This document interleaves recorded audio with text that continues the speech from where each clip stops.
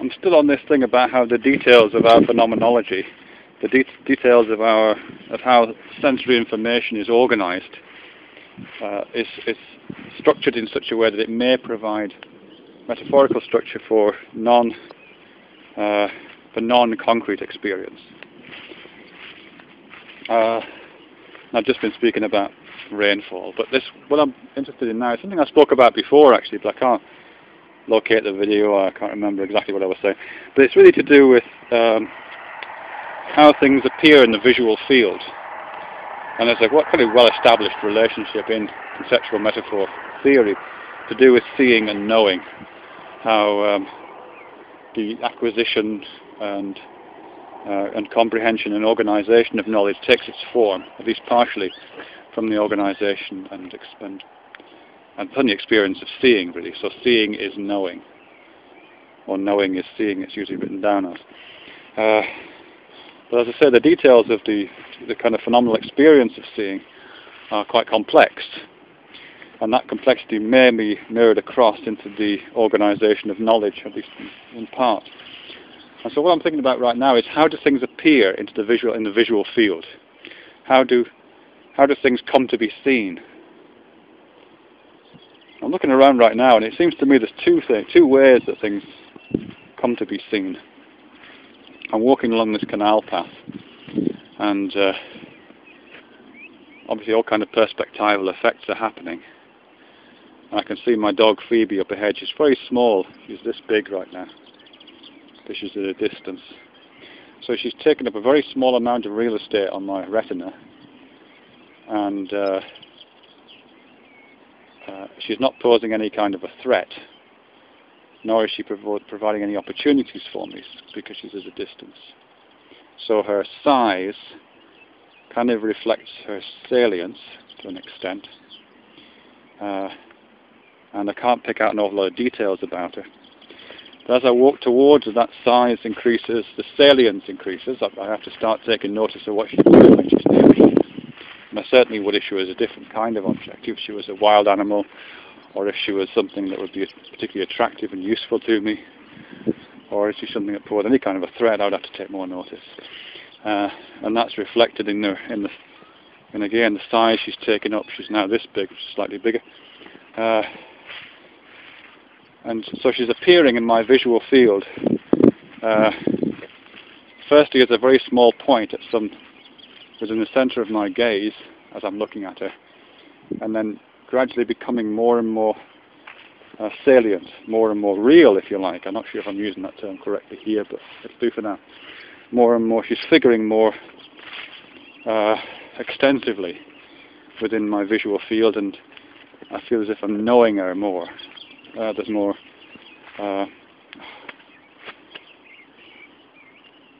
I just can't get what I'm trying to think of with that stuff at all. But there's something about objects appearing at a distance, barely noticeable within the visual field, and then either moving towards you or you moving towards them, and them acquiring detail and form and outline, and becoming more salient and becoming more object-like and more known. So there's certainly a structure there which I think is available to epistemology through some kind of metaphorical mapping. But when we know things, when we come to know things, sometimes the things we come to know are barely there at all. They kind of appear as very minor, insignificant elements of knowledge, disconnected, unmarked by any kind of distinctions within themselves, indistinct edges, barely there at all. But as we become acquainted with them, as we move towards them, as they move towards us,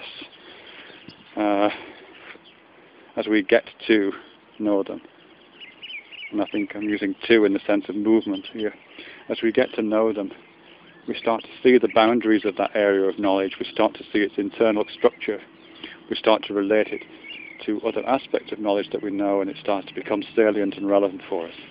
So I think there's a kind of logic, paralleling of that logic. Okay, the other way of things enter the visual field, enter visual consciousness, is from the side. And this happens all the time. I think I'm constantly turning my head and I know my eyes are constantly moving through some kind of saccading process. This probably happens much more than this emergence of tiny objects towards you.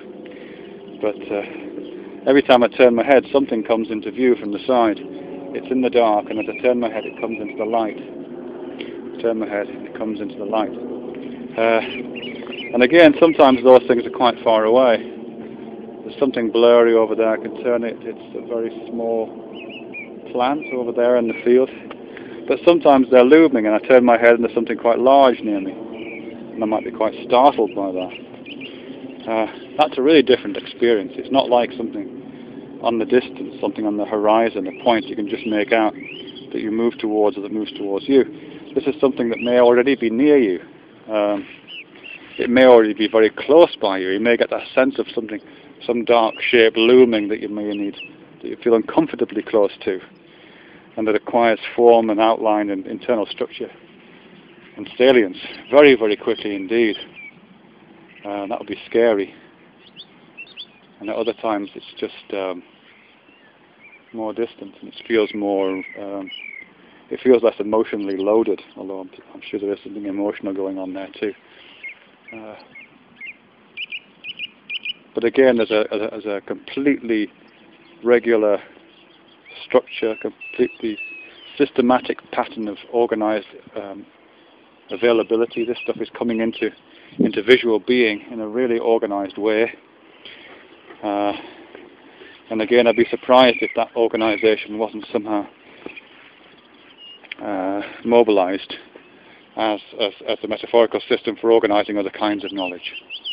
I'm not quite sure what that could be, actually.